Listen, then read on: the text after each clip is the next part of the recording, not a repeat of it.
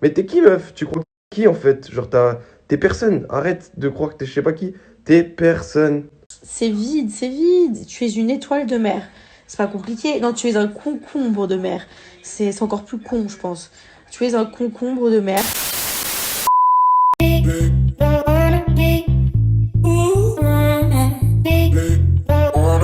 Salut à toutes et à tous, j'espère que vous allez tous très bien et que vous êtes en train de passer une excellente journée. Comme vous avez pu le voir dans le titre de la vidéo, aujourd'hui on va principalement parler d'Angèle et de Nicolas. Tous les deux sont actuellement en diffusion sur NRJ12, dans la toute nouvelle saison des Vacances des Anges, et cela fait maintenant plusieurs semaines qu'ils sont littéralement en conflit sur les réseaux sociaux. Souvenez-vous, il y a quelques jours, un clash avait éclaté entre Angèle, Victoria et Nicolas, et Angèle avait prévenu Victoria que Nicolas n'était pas du tout sincère. Il y a plusieurs heures, Angèle a publié des messages sur son compte Instagram qui n'ont pas du tout plu à Nicolas. Ce dernier a aussitôt réagi, et il a fortement clashé Angèle et l'a balancé sur elle. Quelques instants après, Angèle a encore une fois décidé de réagir, et elle a elle aussi décidé de le clasher. Je vous laisse sans plus attendre avec l'ensemble des clashs et des révélations. N'hésitez surtout pas à réagir en commentaire.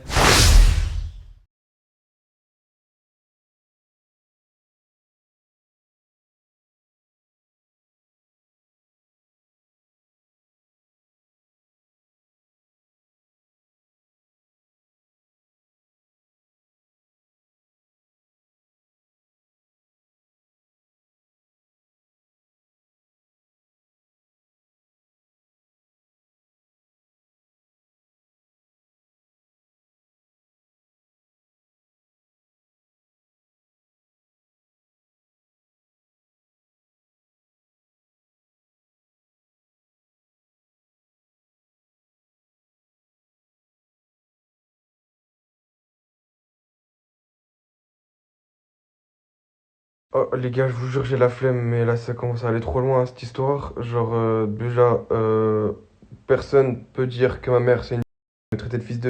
Sachant que cette personne qui m'insulte comme ça n'a pas d'éducation.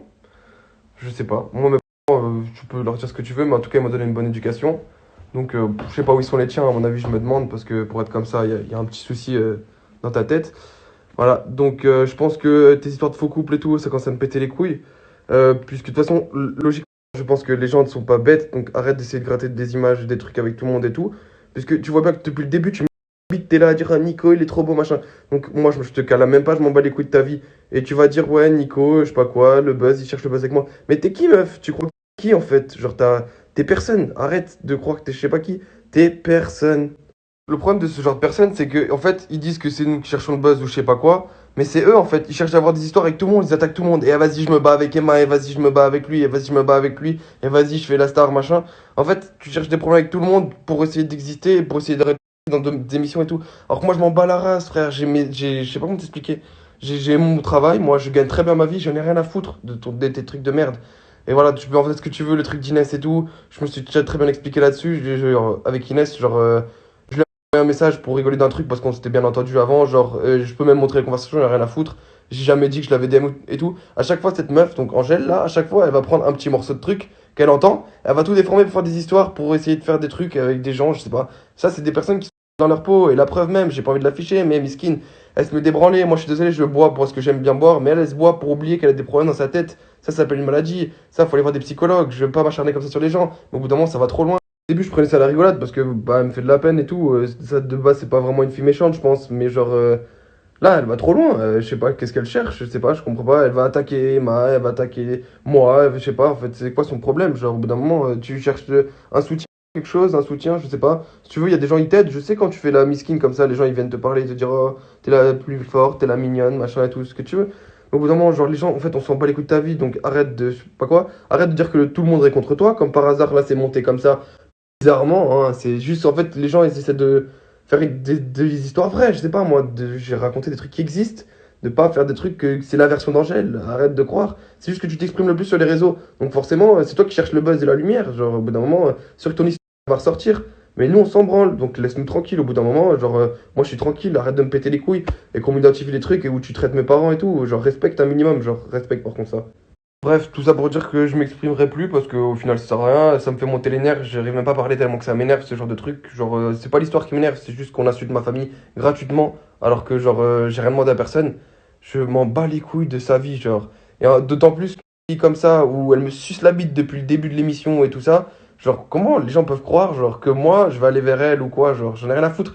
En plus, comme elle le dit si fort, j'avais apparemment une meuf à l'extérieur. Voilà, donc le truc, c'est que au bout d'un moment, il faut réfléchir 2 secondes. Qu'est-ce que je vais faire un faux couple avec une meuf dégueulasse, alors que j'ai techniquement une meuf à l'extérieur ou que je fréquente quelqu'un. Donc au bout d'un moment, il faut réfléchir, les gens, genre, je sais pas. Bon les amis, j'étais tranquillement chez moi, sauf que là j'étais obligée de réagir parce que y a un truc qui m'a choquée. Je me dis mais comment c'est possible d'être aussi mytho? Comment est-ce que c'est possible? Nico, l'histoire de Inès, je vous explique. Donc on était sur la terrasse et il y avait Rawel, il y avait Rania. Elles étaient témoins, les filles. Et Nico nous a dit très clairement, Inès, je peux me la voir quand je veux. Il a dit dans un langage beaucoup plus cru. Je peux la voir quand je veux. Elle m'a envoyé un message en DM et je lui ai lâché un vu. Et après, quand on l'a confronté à ça par rapport à Inès, le mec, il a complètement retourné le truc en disant non, j'ai jamais dit ça. Oui, c'est vrai, Inès a raison. C'est elle qui m'a lâché un vu et tout. Alors que à moi et aux filles, il avait dit l'inverse. Ce mec est complètement taré et là, il est encore en train de le nier en story. Mais va te faire soigner. La vie de ma mère, va t'acheter une paire de couilles déjà, commence à apprendre à être un homme et va te faire soigner. Pareil pour le couple bidon, sachez que c'est Nico qui a voulu mettre ça en place tout seul. Il en a parlé d'abord à Rania d'ailleurs, j'étais même pas encore au courant. Donc les filles elles pourront en témoigner, t'as voulu mettre ça toi tout seul, c'est pas moi, c'est toi. Donc témoigner, t'as voulu mettre ça toi tout seul, c'est pas moi, c'est toi. Donc voilà, faut un petit peu porter ses coucougnettes et assumer ce qu'on fait et de dire que je te kiffe. C'est voilà. Mais essaie de trouver un autre argument à chaque fois de soit ils sont jaloux, soit elles sont amoureuses de moi. Parce qu'à chaque fois, c'est ce que tu sors quand tu te sens attaqué. Et ça devient un peu ridicule. Nico, voilà. Non. Alors je sais que c'est pas facile pour tout le monde, hein. Surtout pour toi en l'occurrence. Niveau répartie, enfin niveau élocution, c'est complexe, hein. C'est très très très complexe pour toi parce que bon, tu n'as absolument aucun argument. C'est une catastrophe. À part de dire ils sont jaloux ou elles sont amoureuses, c'est vide, c'est vide. Tu es une étoile de mer. C'est pas compliqué. Non, tu es un concombre de mer. C'est encore plus con, je pense. Tu es un concombre de mer. Tu es la plante du salon, voilà, qui est là, qu'on arrose et qui pousse, tout simplement. Tu es vide, mais vide. Oh, un coquillage. Non, mais c'est terrible. Incroyable comme quand il parle, on dirait un adolescent. En plus, franchement, je trouve que t'es un peu retardé quand même, hein, parce que je veux bien que les garçons, ils soient un peu en ébullition avec les hormones, qui soient moins matures que les filles. Mais quand même, frère, t'as 23 ans quand même. Frère, on dirait, quand tu parles, on dirait que t'as 16 piges. Tu sais, j'imagine ta mère dans le salon derrière en train de repasser ton slip, tu sais, et de demander si t'as bien fini de manger ton goûter. Tu pues la d'ado. En fait, c'est trop bizarre parce qu'il a un physique masculin, enfin qui fait homme, mais à l'intérieur, on dirait un enfant de 12 ans. C'est très particulier, c'est très bizarre.